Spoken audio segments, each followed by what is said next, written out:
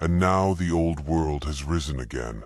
Although I am strong, it whispers and beckons relentlessly. Is it... Alrighty. Okay, so I wanted to put out a, I don't know. I've been building up my army, painting and such during the day. And usually in the background I have the YouTube rabbit hole going off down the algorithm. I don't know if it's a YouTube algorithm thing, but I found that lots of channels are just, you know, lots of complaining going on against, you know, not just Games Workshop, but TSR and such like this. There seems to be some content creators, that's all they make anymore. It's just whining about, you know, their hobby and the people that make their hobby, which baffles me because don't do it if you don't like it. I mean, which brings me on to this video. So my last video, you know, I was wondering to myself, you know, why did I ever quit doing this? And I think the answer to that, if you look at it, is this game, or this hobby, I should say, takes a heck of a lot of commitment when you break it down. So the reason I'm doing this video log thingy, you know, the back into Warhammer the Old World, is I'd almost forgotten how much time and effort that I'd put into it. And when you put that much time and effort into something, and the company that takes the, well, at least the monetary benefit back then, let's say Games Workshop, you know, turns around and says, you know what, we're just going to blow it all up. You know, that kind of, then you're like, well, why am I putting all that? At some point you get to, plus, I mean, life gets annoyed too. But I mean, at some point you're like, why am I doing this? They, you know, the people that make money off of it don't want to do it anymore.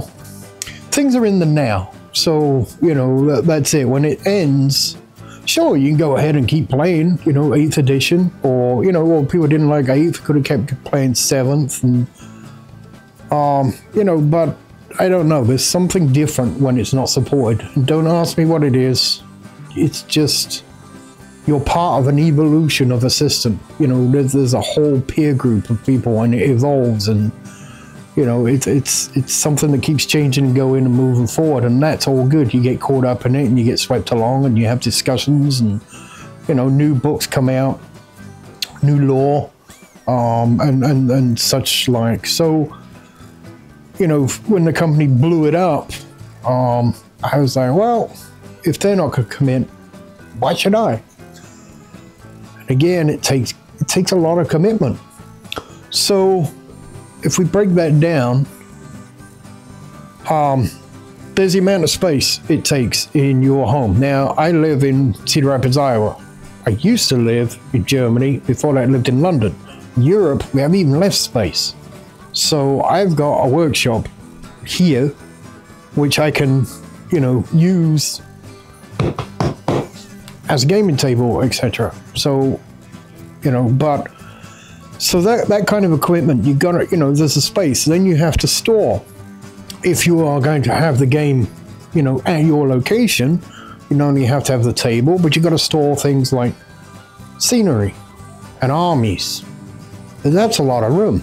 You know, if you add that up, I mean, the stores all whine about how much shelf space they have to, you know, give out and make money on. I mean, the players give out that amount of space in their own homes, you know, which would sometimes it make a store blush, you know. So, you know, there's that side of the commitment issue, is the space. The next one is the amount of time. So,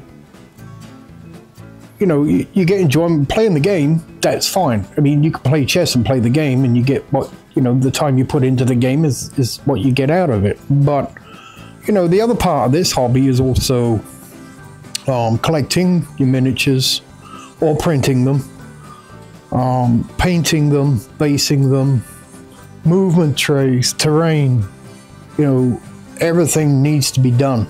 You know, I mean, chess players, well, most chess players don't make their own chess pieces and their own chessboard, you know, so there's that extra step in there of not just getting together. It's not a, the big war games aren't beer and pretzel games, really.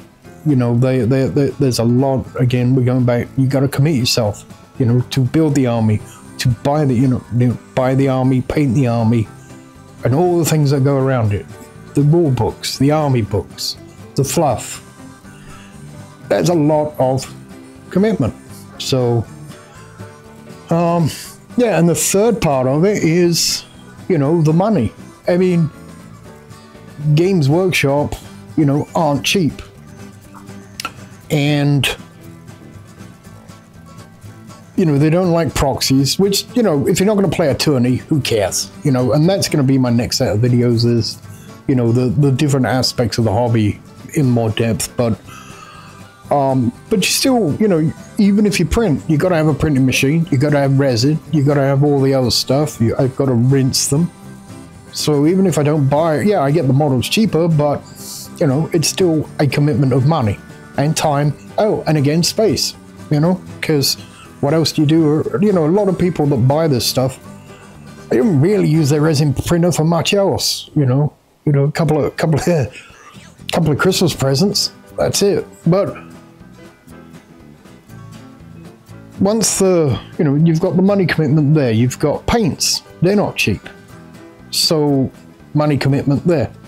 Again, scenery, table, all this stuff.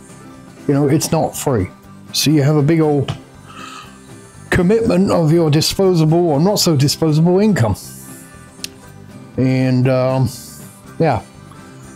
Now, I guess the reason, now this isn't a negative run. This was me really asking myself, why did I quit doing this? And also, why are there a lot of people being really negative with Games Workshop?